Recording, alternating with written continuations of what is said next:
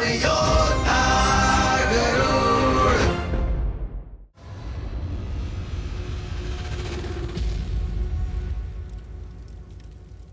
तुम्हें अंदेशा है कि तुम दोनों ने क्या किया है? न केवल उस डिम में पल रहे शत्रु का विनाश करने में असफल रहे हो, बल्कि तुम दोनों के कारण अब विंता भी सतर्क हो गई है। उसके होने वाले पुत्र को अपने वश में करने के लिए मैं विंता को अपने नियंत्रण में रखना चाहती थी, किंतु तुम दोनों की मूर्खता के कारण अगर मेरी चाल असफल रही ना तो।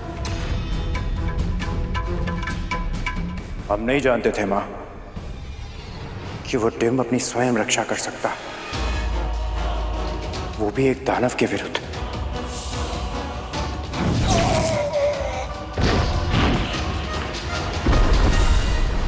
हाथी का शावक बल के कारण मतवाला होकर इधर उधर घूमता रहता है। मार्ग में आ रही हर वस्तु को इधर उधर फेंकता रहता है। वो उसे नियंत्रण में रखने के लिए जन्म लेते ही उसके पैरों में बेड़ियां डाल दी जाती है, पर जब वो बड़ा हो जाता है तो और भी बलशाली होने के बाद भी बचपन के अभ्यास के कारण अपनी बेड़ियों को तोड़कर भागने की चेष्टा नहीं करता है। वो हम समझे नहीं मां। उस डिम से इसका क्या संबंध मां? यदि हम भी उस अजन्मे विंता पुत्र को हाथी के शावक की तरह अपने नियंत्रण में रखना चाहते हैं, हमें सुनिश्चित करना होगा कि अपनी शक्तियों के बारे में उसे कभी ना पता चले। स्मरण रखना, विंता ही वो खूंटी है जो अपने पुत्र को हमारे आदेशों के खूंटे से बांध कर रख सकती है। वो चाहकर भी हमारा हित न कर पाए, उसके लिए उसकी मां को अपने वश में करना होगा, और उसके लिए आवश्यक है कि तुम दोनों उसके पुत्र से दूर रहो। समझ गए मां। अब विंता को अपने अधीन करने के लिए मुझे ही शीघ्र कुछ ना कुछ करना होगा।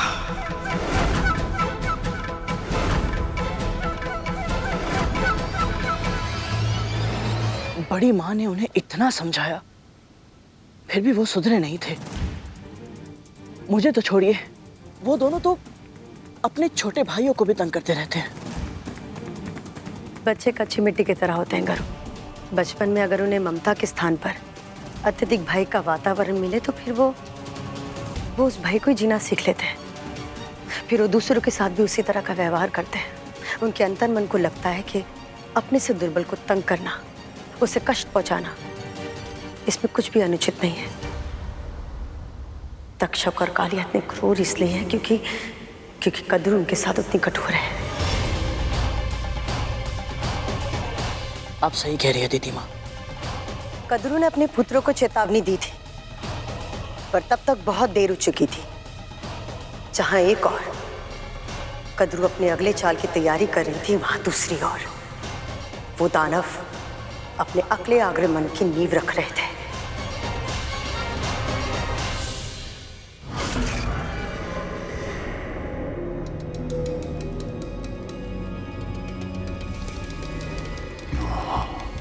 टीम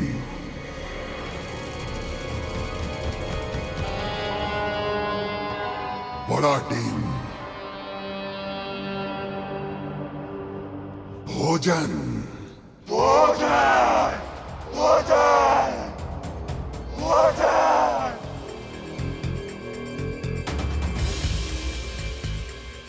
शक्तिशाली,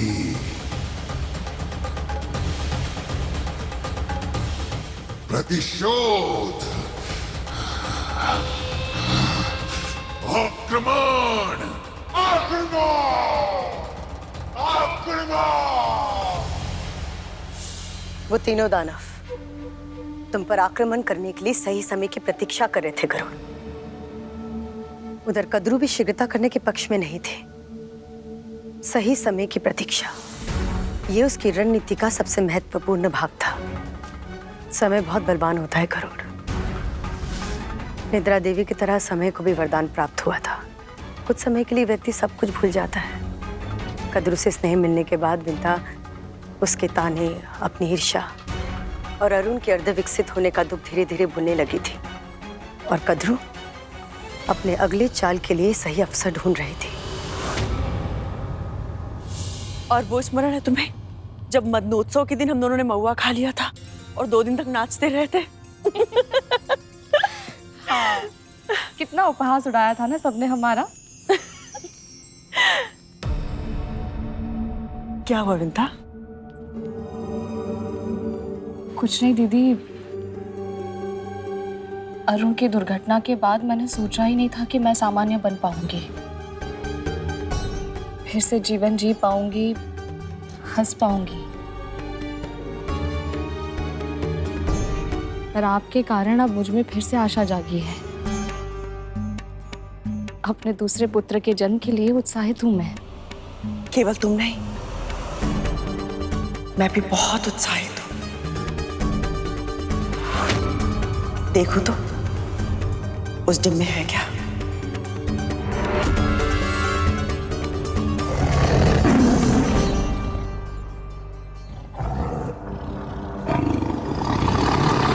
विंता,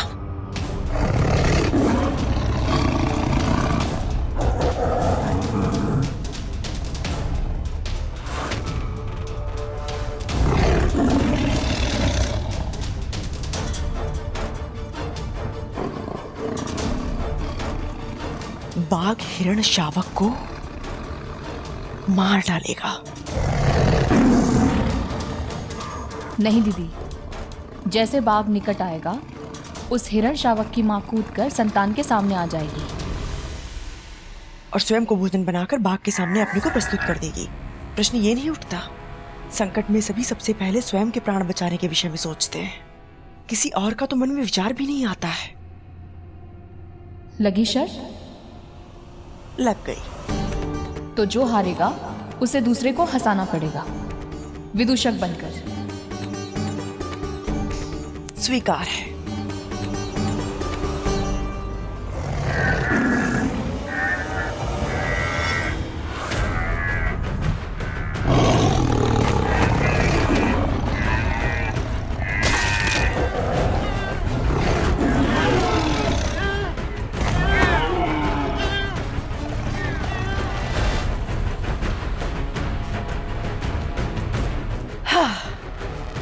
मैं फिर से हार गई। अब विदूषक बनना पड़ेगा मुझे। नहीं नहीं दीदी, मैं तो केवल परिहास कर रही थी। किंतु मैं तो गंभीर थी। शर्त हारी हूं, दंड तो भुगतना ही होगा।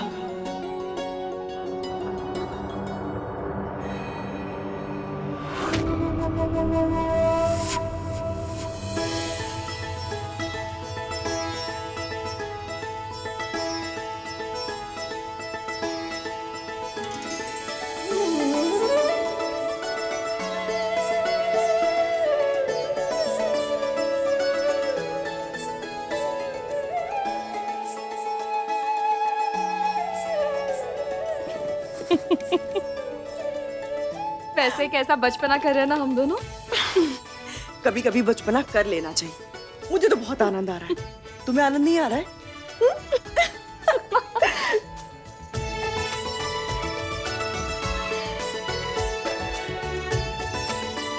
कैसा लग रहा है मस्सा?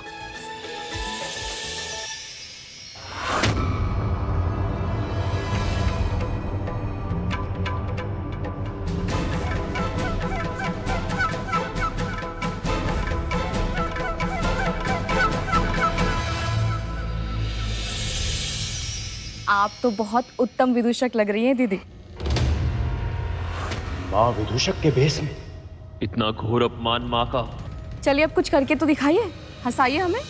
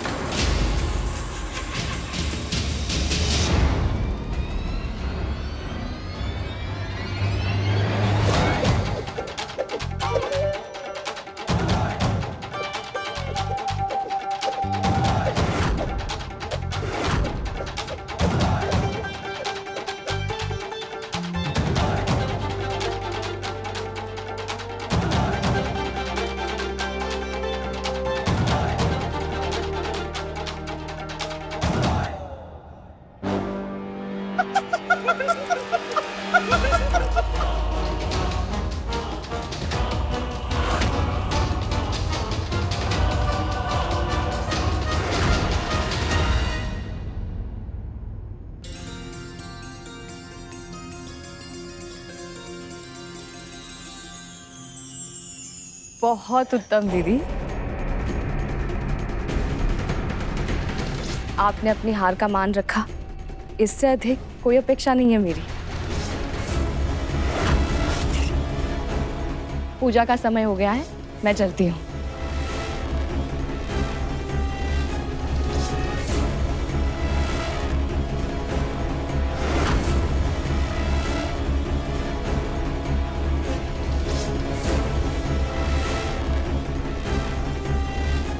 आपने अपना अपमान क्यों होने दिया माँ?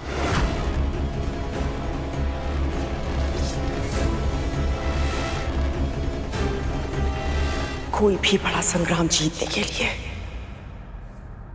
एक युद्ध हारना ही पड़ता है। जो अपमान मैंने सहा है,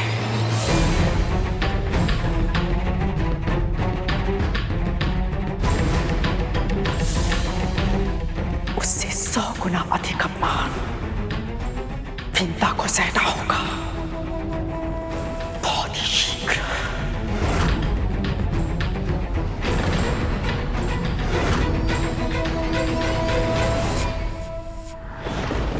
बड़ी माँ का मन इतना काला, इतना गहरा है, उसकी तह पाना असंभव है। मेरी माँ को अवश्य यही लग रहा होगा कि वो परिहास कर रही है। और बड़ी माँ मेरी माँ की प्रसन्नता, उनकी हंसी छीनने का षड्यंत्र कर रही थी। पर मेरी माँ तो बहुत बुद्धिमान है, फिर उन्हें इस बात की भनक क्यों नहीं पड़ी थी माँ? क्योंकि तुम्हारी माँ का स्वभाव बहुत अच्छा है करुण। वो सब पर विश्वास कर लेती है, वो भी अत्यधिक विश्वास। लेकिन ये बात भी सत्य है कि कोई व्यक्ति कितना भी अच्छा क्यों ना हो, उसमें एक ना एक अवगुण तो होता ही है। और मेरी माँ में भी है। शर्त लगाना, जुआ खेलना, ये 5 महापापों में से एक पाप होता है। अगर इसकी लत लग जाए ना तो इससे पीछा छुड़ाना आसान नहीं होता।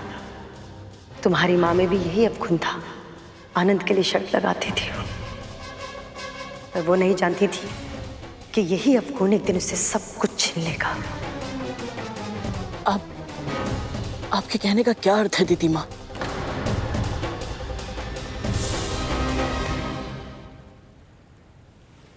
तुम्हें थकान लग रही होगी ना? लग तो रही है। तो यहीं बैठ जाते हैं, वायु की ठंडक का आनंद लेते हैं।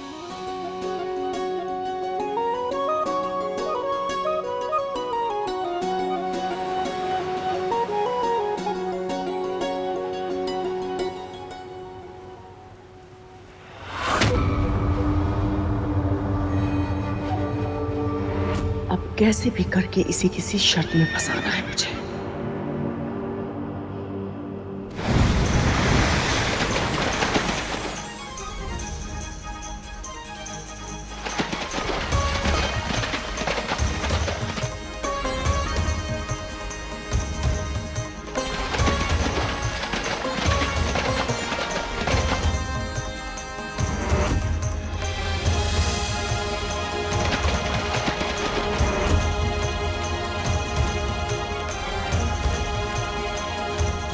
यही अवसर है मेरी होने वाली दासी से अंतिम शर्त लगाने का। इतनी आभा, इतनी शोभा, ऐसा भव्य प्राणी मैंने आज तक नहीं देखा। ये उच्च श्रवा है दीदी, देवराज इंद्र का अश्व। कहते हैं सभी घोड़ों में ये सर्वोपरि है, सर्वश्रेष्ठ है। वर्ग तक की यात्रा पलक झपक कर ही कर सकता है ये। तभी इतना निराला है। किंतु कितनी विचित्र बात है विंता, उसका पूरा तन धवल है, किंतु पूंछ ऐसी काली जैसे जैसे अमावस्या की रात। क्या कह रही हो दीदी? हिमालय की हिम जैसी है इसकी पूंछ, श्वेत। तन बिल्कुल वैसा है जैसा तुमने कहा, हिम की तरह श्वेत। किंतु उसकी पूंछ को ध्यान से देखो विंता, ऐसी है जैसे रात भर जलने के बाद दिए का तल हो जाता है, बिल्कुल काला। आपको कुछ भ्रम हो रहा है दीदी। पूछ श्वेती है, देखो।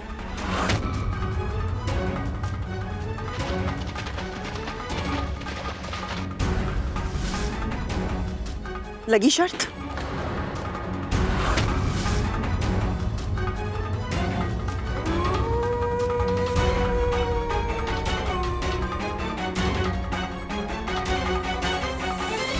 आप फिर से हार जाओगी दीदी। श्वेत और काले में बहुत अंतर होता है, मैंने अपनी आंखों से देखा है।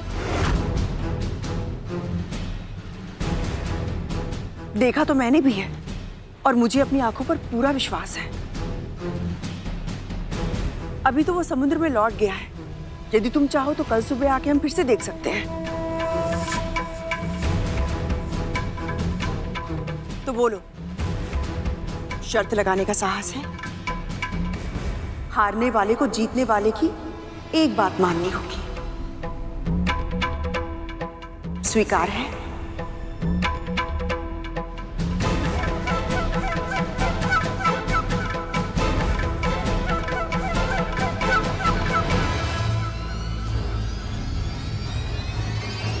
स्वीकार है।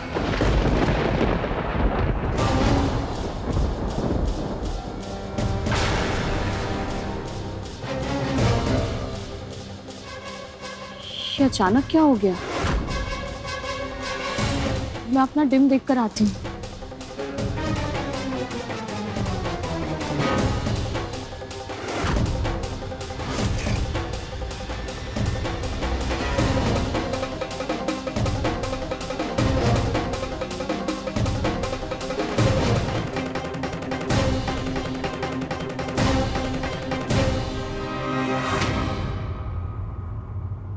ये तो बिल्कुल ठीक है, तो फिर भ्रम क्यों हुआ मुझे?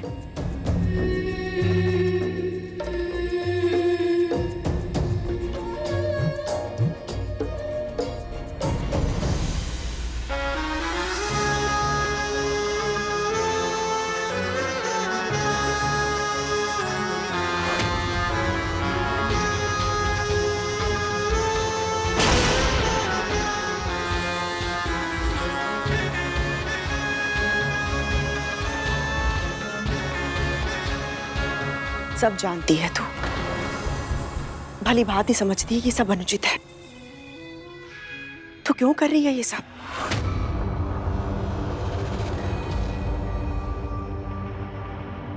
तेरी अंतरात्मा हूं कद्रू, मुझसे सत्य छुपाना असंभव है। मैं जानती हूं कि तेरे मन में क्या विचार पनप रहा है, इसलिए तुझे चेतावनी दे रही हूं कि तू जो करना चाहती है वो अकल्पनीय है। मत कर ऐसा। व्यर्थ के आदर्शों में मुझे मत फंसा। शर्त लगाना विंता के स्वभाव की दुर्बलता है और तू उसी दुर्बलता का लाभ उठाना चाहती है। इसीलिए तूने जानबूझकर शर्त लगाई कि उस घोड़े की पूंछ काली है, ताकि विंता को यह भ्रम हो जाए कि शर्त तू ही हारेगी। जबकि क्या? जबकि हारी हुई शर्त को अपनी जीत में कैसे बदलना है, इसका उपाय तो तुझे शर्त लगाने से पहले ही सूझ गया था। अर्थहीन प्रलाप मत कर, तू ये पाप मत कर। यदि किया तो असुरक्षा की ये भावना तेरे और तेरे पुत्रों के विनाश का कारण बन जाएगी। अभी भी समय है कद्रू, संभल जा।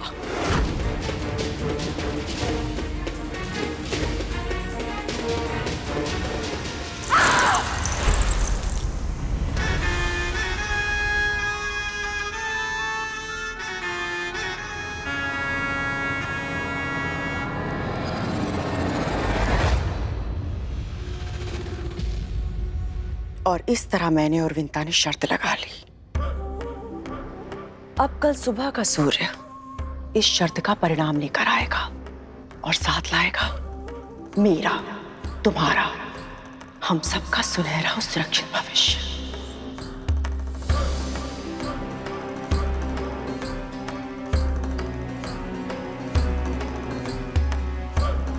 मैं जानती हूं तुम सबके मन में क्या प्रश्न उठ रहा है। यही ना कि जब उच्चैश्रवा की पूंछ श्वेत रंग की है तो उसे काली सिद्ध करके मैं अपनी शर्त को कैसे जीतूंगी?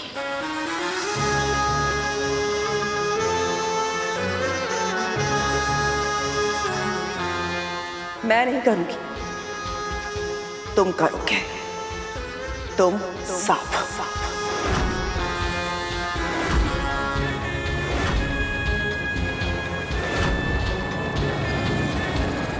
हम सबको? पर कैसे माँ? उच्चेश्वरा, देवराज इंद्र का घोड़ा सृष्टि की महानतम शक्तियों ने उन्हें उपहार में दिया था। उसकी पूंछ का रंग बदलना हमारे लिए कैसे संभव है मां? उच्चैश्रवा की पूंछ का एक एक बाल श्वेत है, यही चुनौती है ना? तो उपाय भी मेरे सामने है, मेरे 1 सहस्त्र काले नागपुत्र।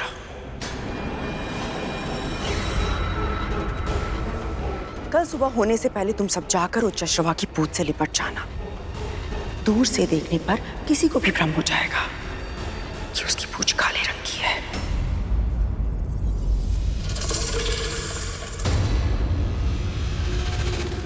यदि छोटी मां को पता चल गया तो? उसके पहले ही मैं उसे अपनी दासी बना लूंगी। वैसे भी विंता अपने आदर्शों की दासी है, मुख से निकले शब्दों का मान वो अवश्य रखेगी। माँ, ये कार्य तो बहुत कठिन है, हमें तो भय लग रहा है। हाँ माँ, मुझे भी ये नहीं हो पाएगा। हमारे बड़े भाई है ना माँ, उनके रहते हुए आपको हमारी क्या आवश्यकता? हमें आज्ञा दीजिए माँ।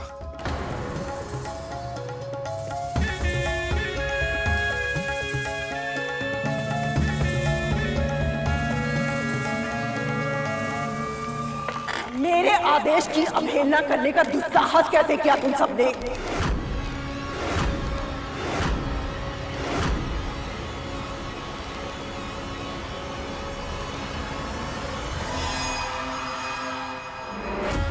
मां होने के नाते जप तप व्रत जो मुझे करना पड़ा मैंने वो सब किया ताकि मुझे सामर्थ्यवान और शक्तिशाली पुत्र प्राप्त हो। कितनी कठिनाइयों का अनुभव किया है मैंने, कितने कष्ट सहे हैं मैंने, और आज भी विंता को दासी मैं मेरे लिए नहीं बना रही हूं, तुम लोगों के लिए बना रही हूं, ताकि भविष्य में होने वाला उसका पुत्र तुम सबको कोई हानि ना पहुंचाए। और तुम लोग मेरी एक छोटी सी इच्छा पूरी नहीं करना चाहते?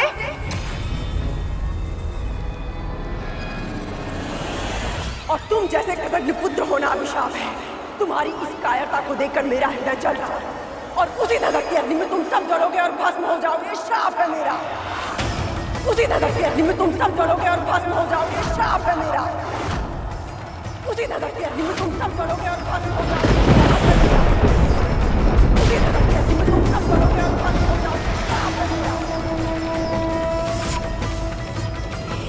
द्वापर युग में 5 पांडवों में से एक, विश्व के सर्वश्रेष्ठ धनुर्धर अर्जुन के पौत्र महाराज परीक्षित भारतवर्ष के सिंहासन को संभालेंगे,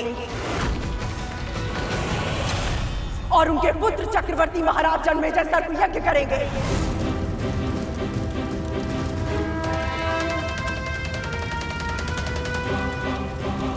और उसी ज्वाला में जलकर तुम सब भस्म हो जाओगे।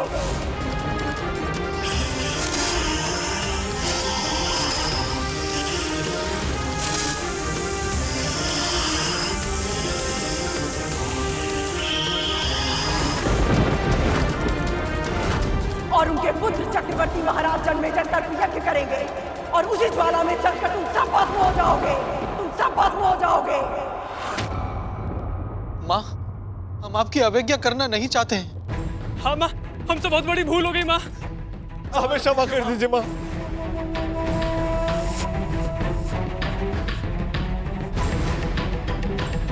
शांत हो जाए मां, शांत हो जाए। आपकी आज्ञा का पालन होगा।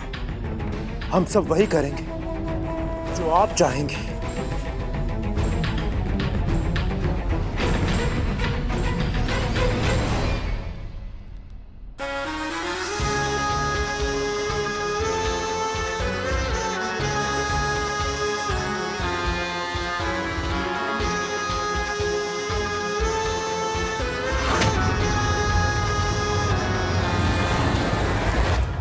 वो तो माँ है, अपने ही पुत्र को इतना भयंकर श्राप कैसे दे सकती है वो? क्या उनके हृदय में तनिक भी ममता नहीं है? पुत्रों के लिए जब प्रेम अंधा हो जाता है तो विवेक साथ छोड़ देता है। फिर उस व्यक्ति को उचित अनुचित कुछ समझ में नहीं आता। कद्रू के साथ भी यही हुआ था। वो अपने पुत्रों से बहुत प्रेम करती थी। वो उनको सफलता के सबसे ऊंचे स्थान पर देखना चाहती थी और ये उसके जीवन की एकमात्र महत्वाकांक्षा बन गई थी। पर तुम्हारे जन्म के कारण गरुड़ उसे अपना स्वप्न टूटता हुआ दिखाई दिया और वो इतनी असुरक्षित हो गई कि अपने बच्चों का हित करने के प्रयास में अनजाने में उनका अहित कर बैठे। फिर क्या हुआ दीदी माँ?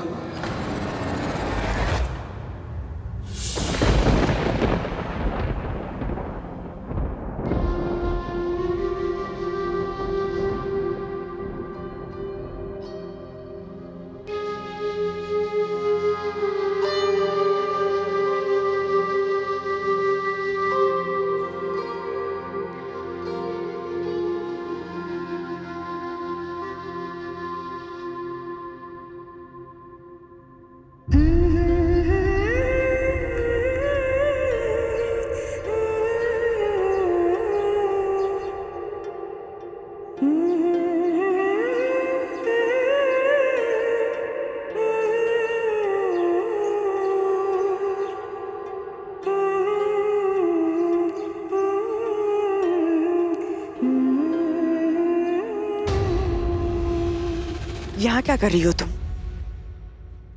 उच्चैश्रवा सुबह की भ्रमण के लिए आता ही होगा। चलो देखते हैं शर्त कौन हारता है, तुम या मैं।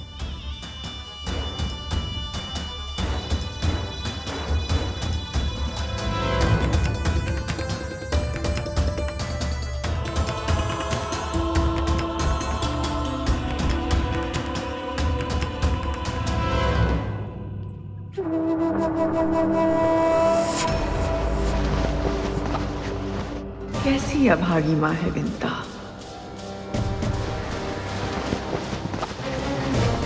स्वयं ही रेखा मिटा दी।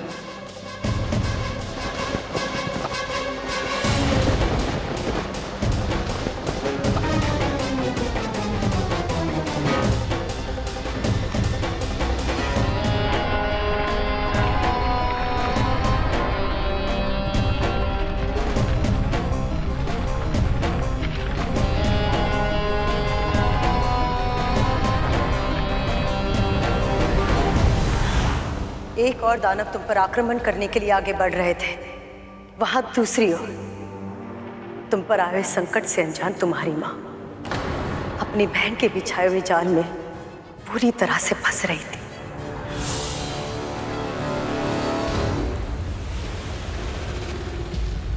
विंता,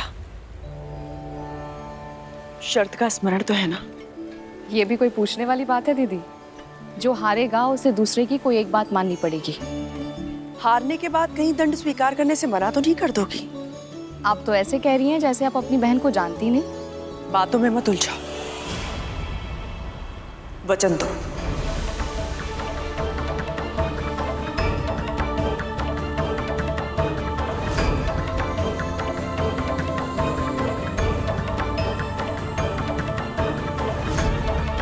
वचन देती हूँ मैं आपको, यदि मैं शर्त हारी तो आप जो कहेंगी स्वीकार होगा मुझे।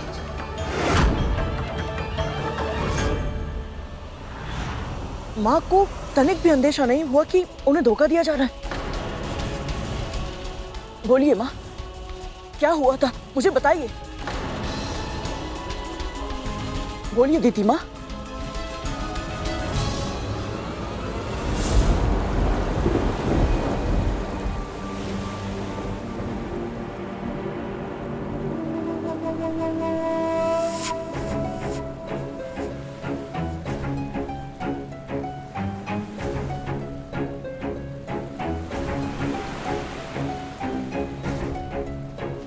दीदी, न जाने क्यों मुझे अपने डिम की चिंता हो रही है। मैं उसे एक बार देख कर आती हूँ। विंता, कुछ ही पलों की बात है, उच्चैश्रवा आता ही होगा। फिर हम दोनों चलेंगे ना उसे देखने। और वैसे भी चिंता का कारण क्या है? तुम्हारी इच्छा के बिना डिम को छूना तो दूर, सुरक्षा घेरे के भीतर भी कोई नहीं जा सकता है ना?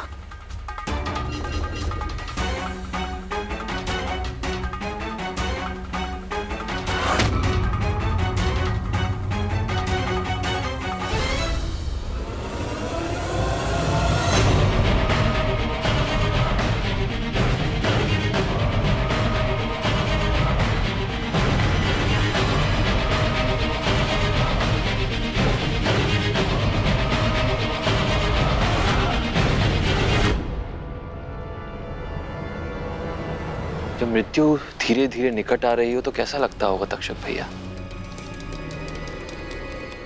यदि ये जीवित रहता तो अवश्य पूछते करेगा। पर दुख की बात तो यह है कि उधर हमारी माँ इसकी माँ से शर्त जीत कर उनका जीवन अपनी मुट्ठी में कर लेंगी। और यहाँ ये जन्म लेने से पहले ही मृत्यु को प्राप्त हो जाएगा।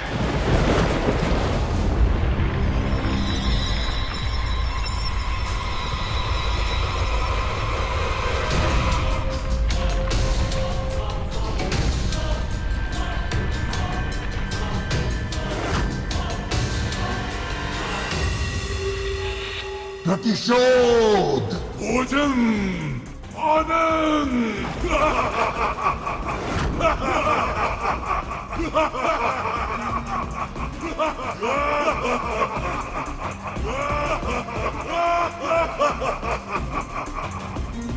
बस कुछ ही क्षण और खेल समाप्त।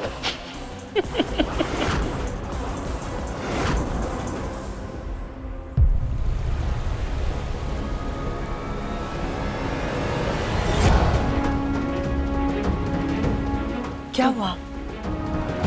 दीदी मेरा मन नहीं मान रहा है। मैं बस एक बार उसे देखा हूँ, मैं शीघ्र ही लौट आऊंगी। शर्त हारने की आशंका से भय लग रहा है और बहाना पुत्र का बना रही हो।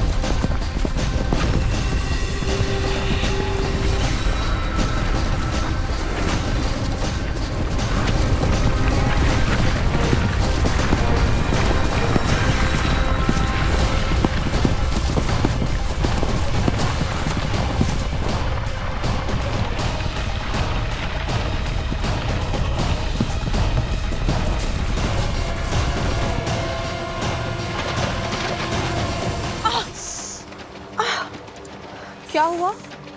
मेरा नेत्र। संभव है कि वायु के तीव्र वेग से रेत का कण चला गया है। दिखाओ मुझे।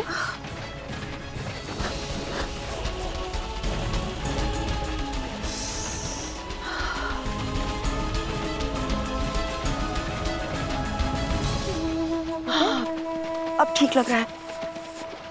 देखो कहीं घोड़ा चला ना जाए।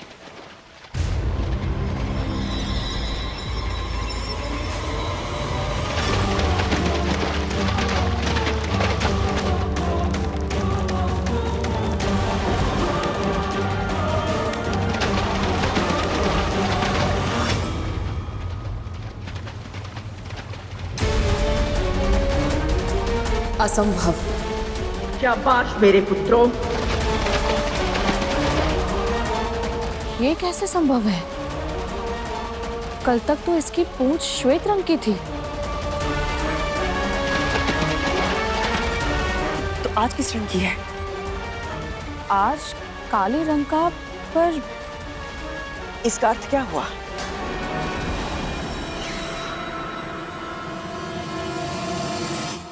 आप जीत गई, मैं हार गई।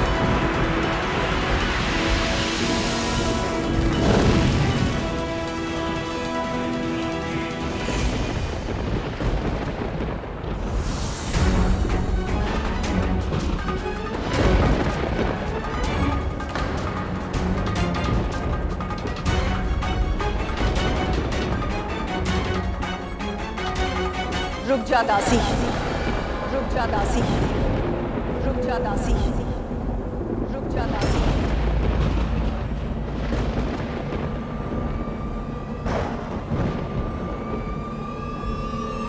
क्या पुकारा आपने? वही जो अब तू है।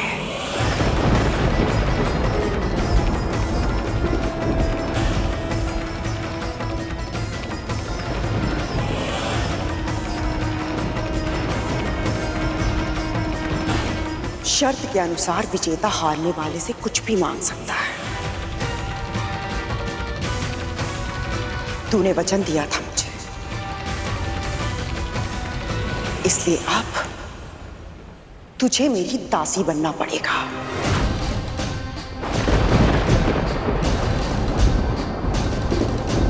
जीवन भर के लिए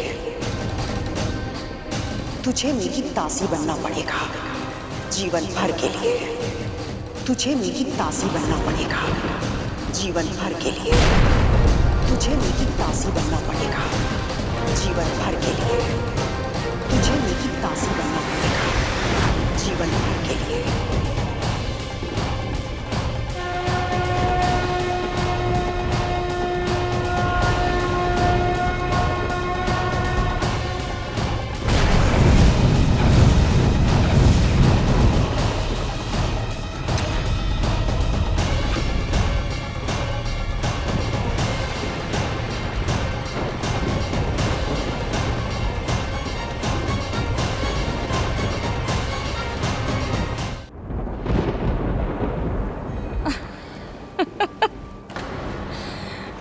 आपको विदूषक बनना पड़ा, इसलिए अब आप मेरे साथ परिहास कर रही हो।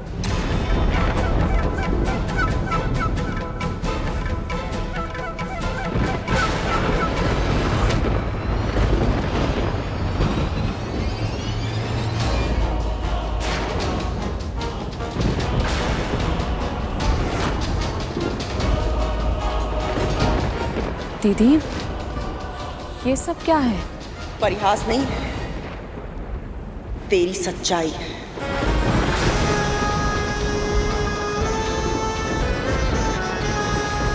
जब तक तू मन से, वचन से, कर्म से मेरी दास्ता स्वीकार नहीं करती, तब तक तू यहां से एक पग भी नहीं हिला सकती।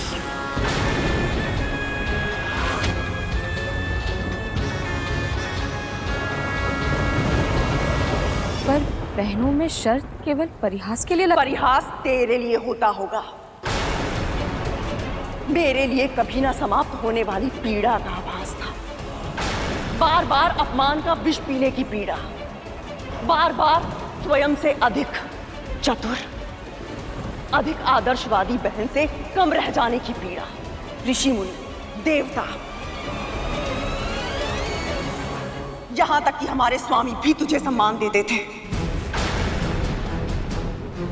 मुझे क्या मिला? उपेक्षा, तिरस्कार, द्वितीय श्रेणी का व्यवहार।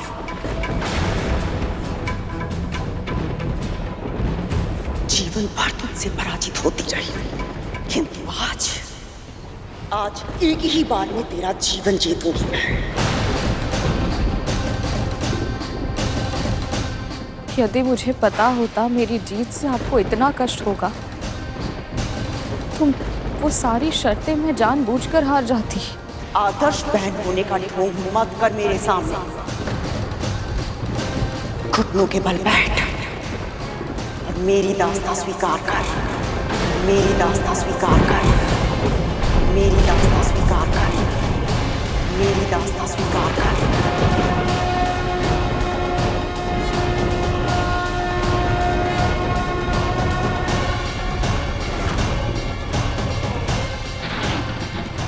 जिस प्रकार मैं अपनी विवशता का दास बन गया हूँ, उसी प्रकार आप भी अपनी बहन की दासी बनकर रहेंगी। ये श्राप है मेरा।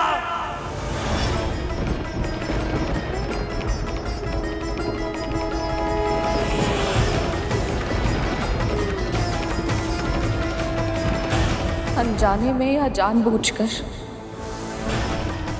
आज तक आपके प्रति जो कुछ अनुचित हुआ हो मुझसे, उसका दंड समझकर आपका ये निर्णय स्वीकार करती हूँ मैं। शब्द जाल में फंसाना चाहती है मुझे। अपने मुख से स्पष्ट रूप से घोषणा कर विंता।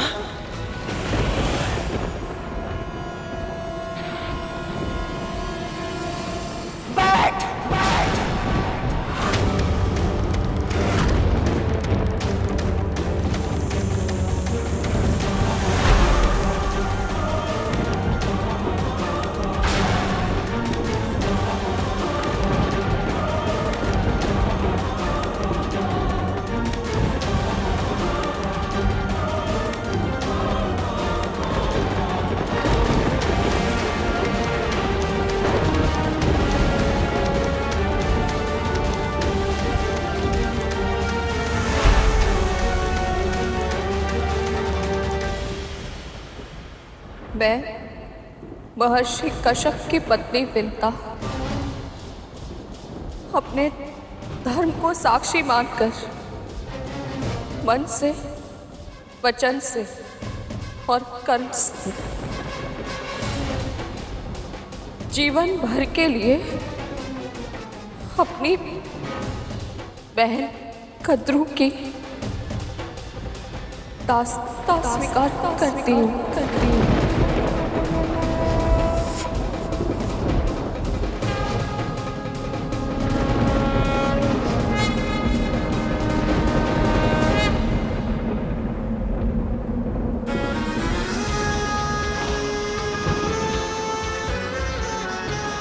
धूमल, कार्य सिद्ध हो गया है। हाँ तो विंता माँ फंस गई चक्कर में। यह शुभ समाचार कालिया भैया और टक्चक भैया को देते प्रसन्न हो जाएंगे। चल चल चल शीघ्र चल।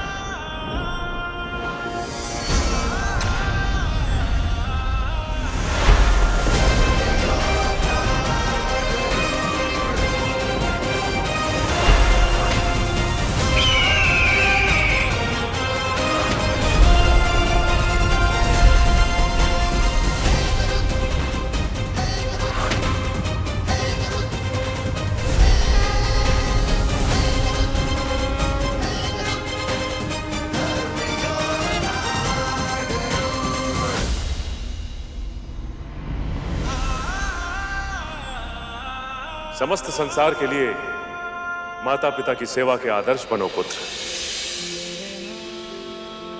सदैव वंदनीय बनो।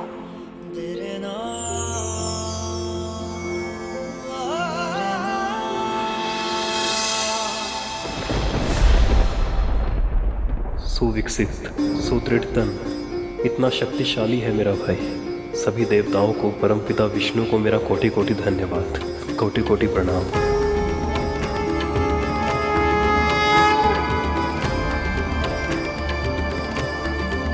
तुम्हारा कल्याण हो पुत्र।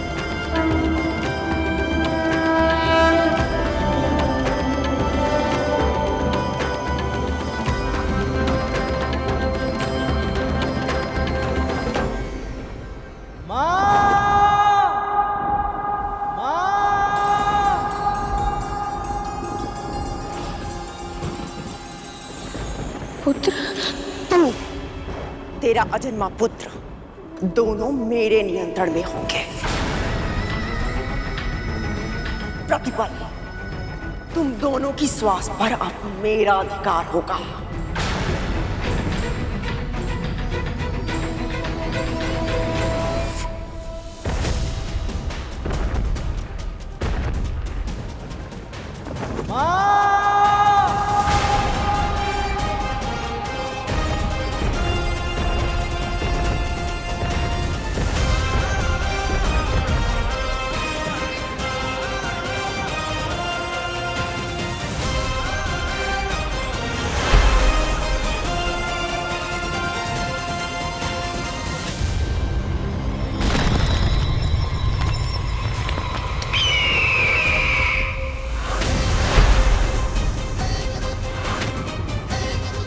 कालिया भैया।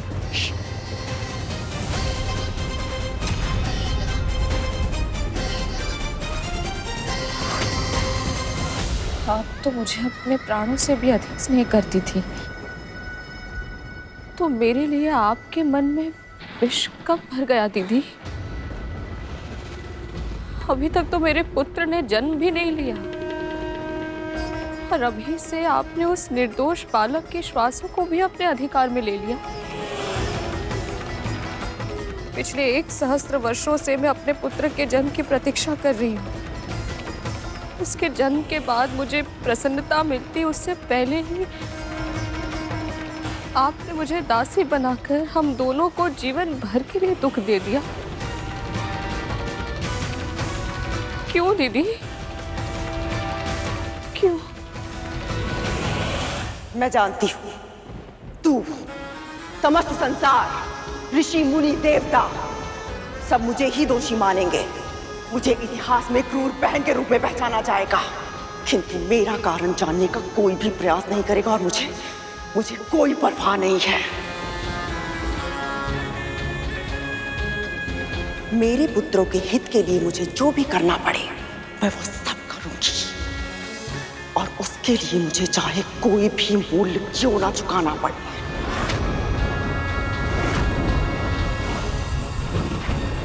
आपके पुत्रों की रक्षा? पर मेरे पुत्र ने तो जन्म भी नहीं लिया दीदी, उससे किसी को कैसे संकट हो सकता है?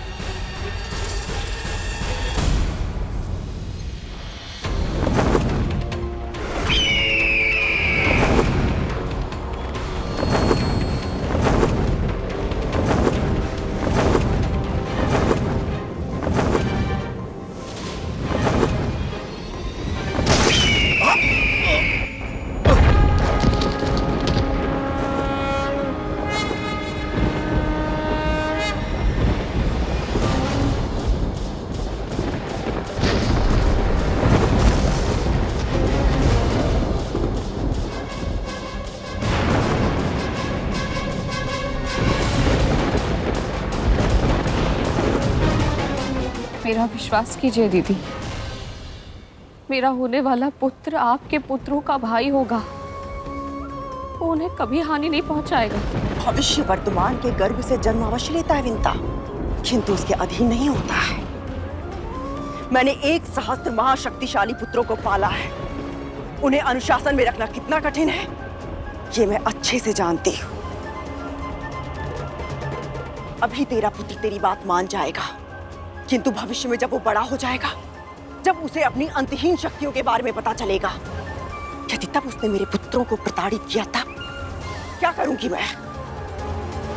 इससे पहले कि तेरा पुत्र मेरे पुत्रों के लिए संकट बन जाए, तुझे मेरी दासी मिलना पड़ेगा, तुझे मेरी दासी मिलना पड़ेगा, तुझे मेरी दासी मिलना पड़ेगा। तुझे नियंत्रित करके तेरे माध्यम से तेरे पुत्र को अपने नियंत्रण में रखूंगी मैं, पुत्र को अपने नियंत्रण में रखूंगी मैं।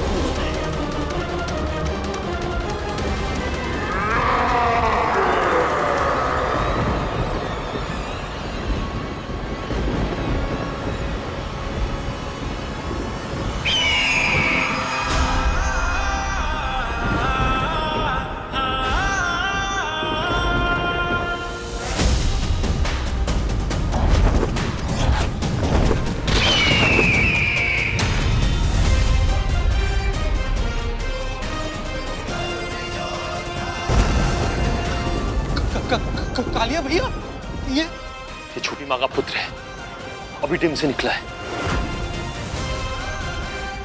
माँ सत्य ही कहती है, इसे केवल छोटी माँ ही नियंत्रित कर सकती है। चल उन्हें सूचना देते हैं।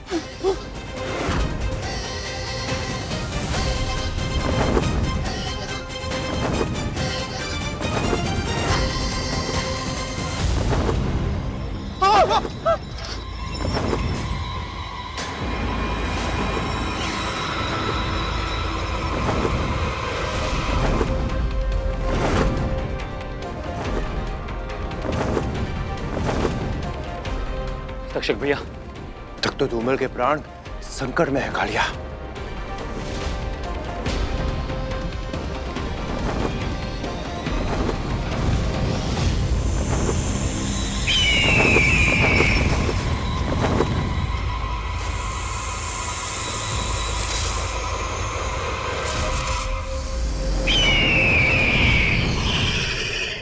यदि आपने निश्चय कर लिया है तो ऐसा ही होगा। एक दासी के रूप में आपके हर आदेश का पालन करूंगी मैं।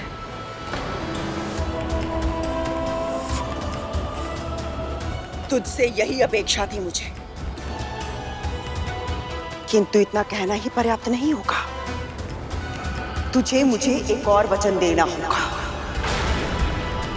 तू कभी अपने होने वाले पुत्र को यह नहीं बताएगी कि तू मेरी दासी क्यों बनी और कैसे बनी, क्योंकि जिस दिन उसे सत्य के बारे में पता चल गया वो तुझे छुड़ाने का प्रयास अवश्य करेगा।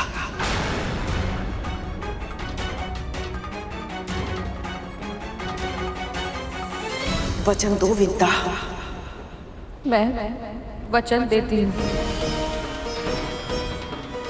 अपने पुत्र को अनुशासन सिखाऊंगी,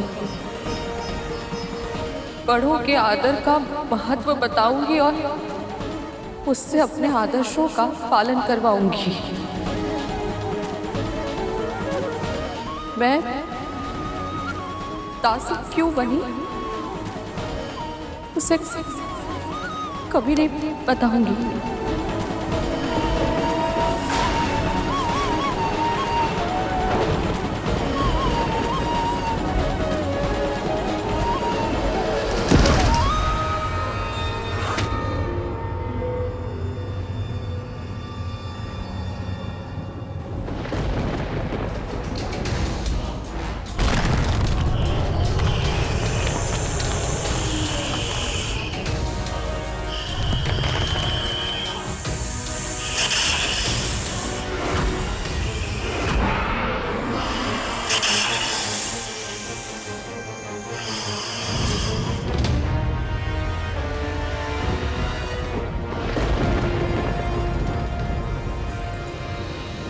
ये तो वही दानव है जो मेरे डिम पर आक्रमण करने आया था।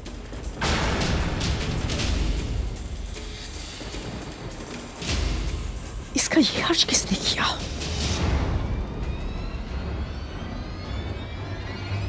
शारीरिक और मानसिक क्षमता में अद्वितीय एवं ऐसा आदर्श होगा पूरे संसार को गर्व होगा। माँ, हो गया। क्या हो गया? वो हो गया। तुम लोग इतने भयभीत क्यों? क्या हो गया है? जन्म, इनके पुत्र का जन्म हो गया माँ, उसी ने हमारी इयानत करी है।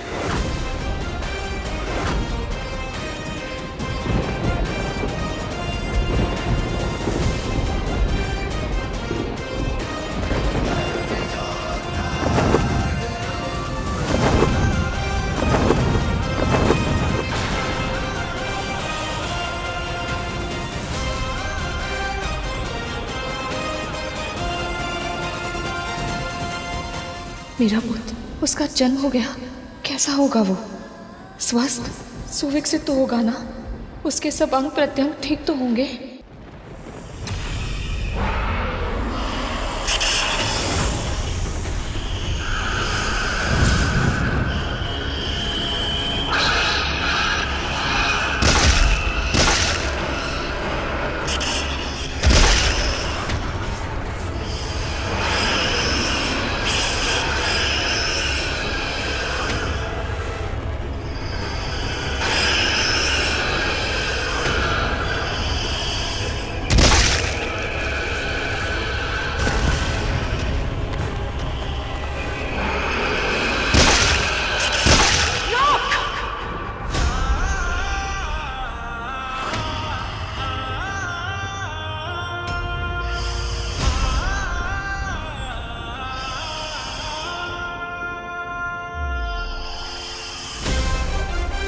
शिव जी ने एक यज्ञ के फल स्वरूप मुझे ये माला दी थी। जिसे जो धारण करेगा उसे ऐसी प्रतापी संतान प्राप्त होगी जिसके नाम और यश की कीर्ति समस्त ब्रह्मांड में फैलेगी। ये क्या रहे हो? आक्रमण करो।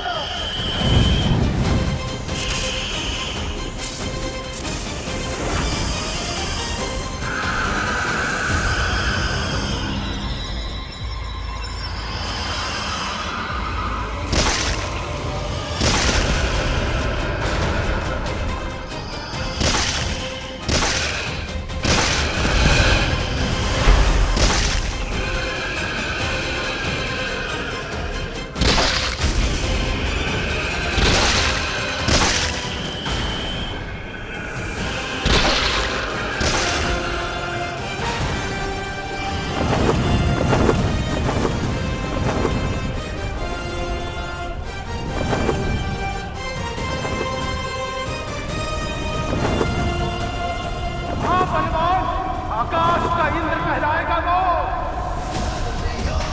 हाँ बलवान, आकाश का इंद्र कहलाएगा वो। हाँ बलवान, आकाश का इंद्र कहलाएगा वो।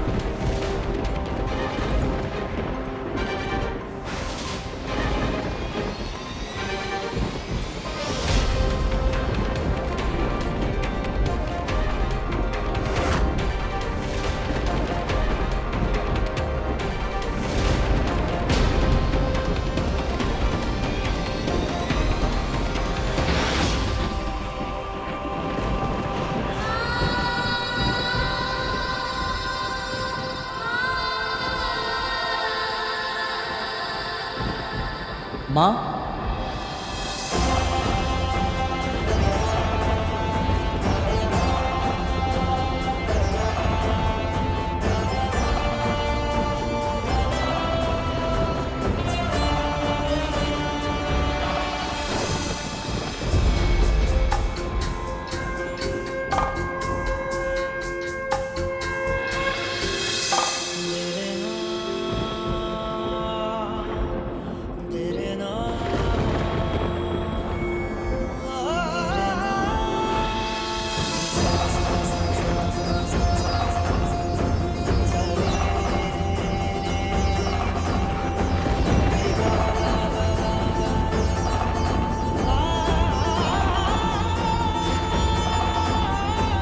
तू स्वस्थ है, पूर्ण विकसित है।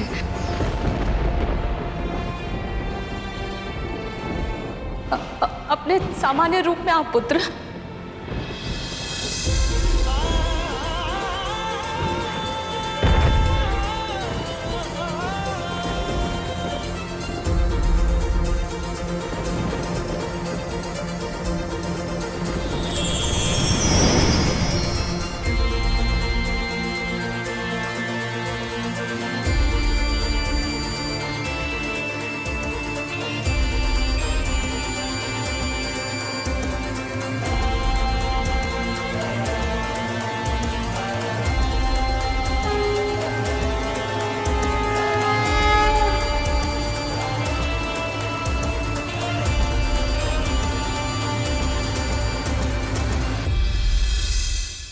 पक्षीराज गरुड़ के साहस भरे कारनामे देखने के लिए चैनल को सब्सक्राइब करें और साथ ही बेल आइकॉन दबाना न भूलें।